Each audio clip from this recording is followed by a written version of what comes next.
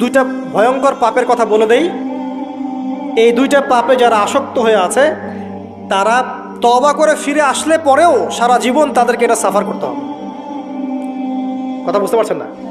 তওবা করে ফিরে এসেছেন মনে করেন, তারপরেও আপনাকে সারা জীবন এই পাপের ফলটা ভোগ করতে হবে। এক, মাদকদ্রব্য দীর্ঘদিন সেবন করেছেন, তওবা করেছেন, ফিরে এসেছেন, আল্লাহ হয়তো মাফ করে দিয়েছেন, আল্লাহ পাক মাফ করে দিয়েছেন, বাট আপনি আপনার দেহের যে ক্ষতিটা করে ফেলেছেন এটা পোষাতে পারবেন না।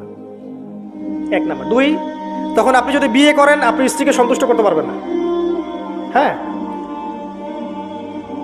দুই নাম্বার হচ্ছে এই যে গোপনে যুবকরা যে পাপটা করে, মাস্টারবেশন, যেটাকে আমরা বলি হস্তমৈথুন, এই পাপ যেসব যুবকরা করছে বা করে, এবং অ্যাভেলেবেল এই পাপটা সবাই করে, কারণ এখন পর্নের যুগ, পর্ন দেখলে তো আর কোনো উপায় নাই, তখন তো এই পথেই যেতে হচ্ছে, নিজের উপরে নিজেকে জুলুম করতে হচ্ছে।